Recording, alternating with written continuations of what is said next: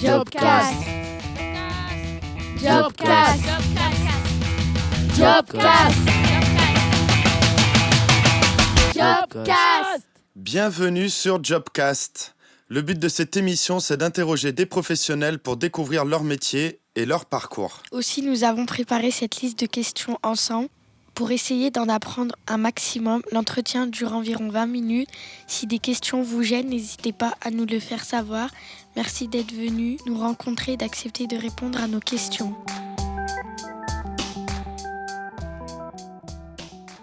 Comment vous appelez-vous ? Je m'appelle Marion. Quel âge avez-vous ?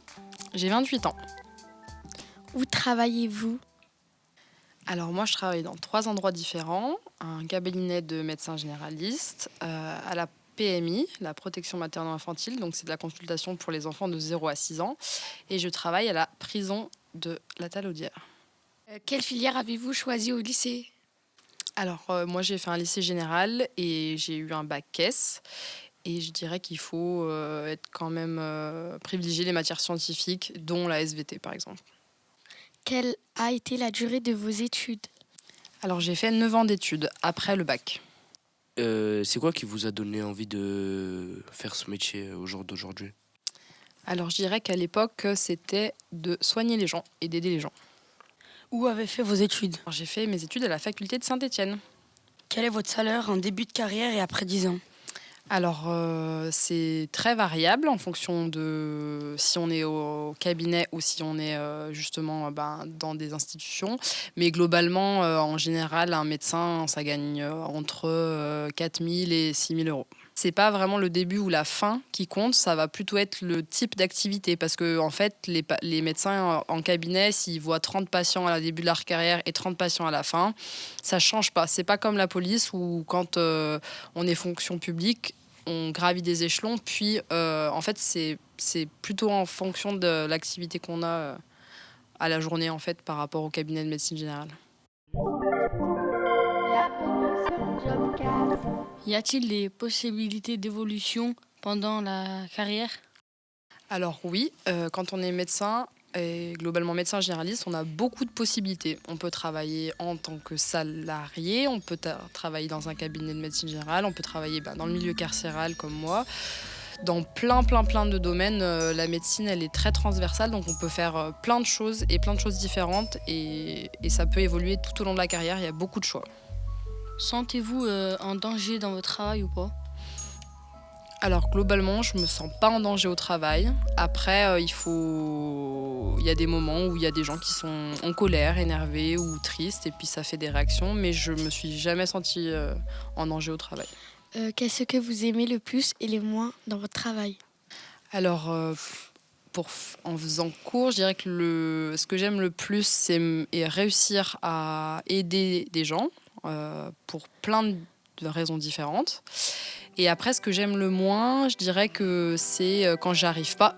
Parce que des fois, quand on est médecin, on n'arrive pas ni à soigner les gens, ni à les aider. Et là, c'est plus difficile parce que c'est pour ça que j'ai fait ce métier. Et quand j'y arrive pas, c'est difficile, ouais. Est-ce que vos patients bénéficient d'un accompagnement psychologique ?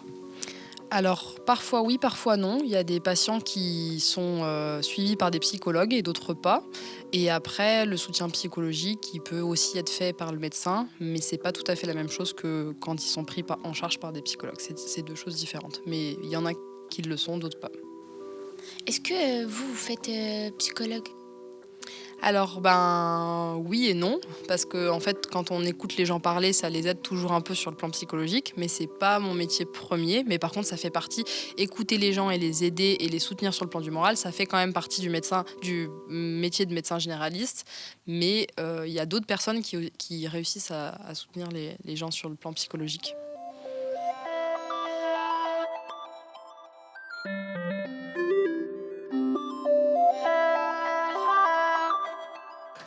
Est-ce qu'au quotidien, dans votre vie de médecine, vous avez des responsabilités ou des charges mentales à tenir ? Alors oui, faut savoir que être médecin, c'est avoir quotidiennement de la charge mentale et des responsabilités. Par contre, c'est quelque chose qui fait vraiment partie du métier de médecin pour le coup. C'est qu'on attend de nous de porter la responsabilité on a souvent de grandes responsabilités. Et du coup, ça prend quand même de la place dans l'esprit, même quand on rentre à la maison. Quel matériel utilisez-vous dans votre métier ? Alors, le plus souvent, c'est un stéthoscope qu'on utilise et un brassard à tension et puis un saturomètre qui est devenu bien connu après le Covid, mais c'est ces 3 outils principalement. Et une balance aussi. Comment vous êtes-vous exercé pendant vos études sur des mannequins ou entre vous ? Alors, on a une partie de travaux pratiques sur des cadavres, sur l'exercice, et après, sur les points de suture, c'est arrivé qu'on fasse sur des peaux de banane ou des pieds de porc. Qu'est-ce que vous trouvez gratifiant dans votre métier ? Alors, il y a plein de choses parce qu'on a beaucoup de reconnaissance de la part des patients et puis on a une place importante dans la société. Voilà, c'est vraiment la reconnaissance des gens et de savoir qu'on a aidé des gens qui est très important. C'est très gratifiant de voir qu'on peut apporter des choses aux gens et les aider vraiment, voire les guérir pour certains. Qu'est-ce qui vous semble le plus dur dans votre métier ? Alors, je pense qu'il y a plein de choses difficiles, mais l'accompagnement dans les gens qui sont très malades ou qui vont très mal, ou les moments où les patients décèdent aussi, c'est difficile. Pouvez-vous nous expliquer une journée type au travail ? Alors, pour ce qui est du cabinet de médecin généraliste, j'arrive le matin et puis j'ouvre mon ordinateur et puis je regarde mon planning et souvent, j'ai aussi toute une partie à traiter les urgences parce qu'il y a des gens qui sont malades et qui n'ont pas prévu d'être malades. Donc là, on trie en fonction de ce qui est grave ou ce qui ne l'est pas et on rajoute les gens sur le planning. Et après, en général, j'arrive à 8h30 au cabinet et puis je vois les patients toutes les 20 minutes et puis après, j'ai une pause du temps de midi si j'ai pas de visite à domicile. Puis l'après-midi, c'est un peu la même chose. Et le soir, par contre, il y a une partie où je relève tous les courriers et toutes les prises de sang des gens et je vérifie que tout va bien et je le classe dans leur dossier et puis après, je rentre. Bienvenue sur Jobcast. Travaillez-vous seul ou en équipe ? Alors justement, quand je suis au cabinet de médecin généraliste, je travaille seule. Je suis qu'avec les patients et la secrétaire. Mais par contre, à la prison et à la PMI, je suis avec, par exemple à la PMI, je suis avec des travailleurs sociaux, des assistants sociaux, des TISF, enfin plein de métiers différents. Et à la prison, je suis avec des collègues médecins et des collègues infirmières et aussi les agents pénitentiaires qui nous amènent les détenus. Comment avez-vous financé vos études ? Alors moi, j'ai eu la chance d'être boursière. Parce que ma maman, j'ai été élevée par maman toute seule.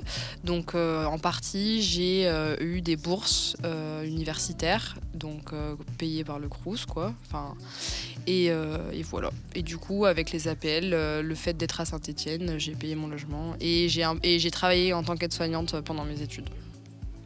En fait, au bout de la 2e année de médecine, on peut travailler en tant qu'aide-soignante, donc faire un petit revenu pour payer les études. Sachant que la fac, c'est gratuit. Donc, pas de frais d'école, quoi. Si vous deviez revenir en arrière, choisirez-vous le même métier ou un autre métier ? Si oui, lequel ? Alors, moi, ça fait que 3 ans que je suis médecin, donc pour l'instant, j'ai pas envie de changer. Mais qui sait, dans 10 ans, je sais pas. Mais pour l'instant, j'ai pas envie de changer, je suis satisfaite de mon travail. Quel conseil nous donneriez-vous ? Alors, pour pouvoir faire médecin, il faut quand même être bon à l'école. Donc, pour le coup, ça, c'est un critère qui est assez important, c'est qu'il faut quand même bien travailler à l'école parce que c'est un concours, donc c'est assez difficile. Mais être bon, bien travailler à l'école, je pense, effectivement. Nous vous remercions d'avoir pris le temps de participer à cette interview et de nous avoir présenté votre métier. Et merci à vous pour vos questions, c'était très intéressant. Et nous voilà à la fin de cet épisode sur le métier de médecin. Merci à Mago, Fatima, Manar, Zainab, Aya et Rando d'avoir écrit ces questions et de les avoir posées. Merci à Marion d'y avoir répondu. On se retrouve bientôt pour un nouvel épisode de Jobcast !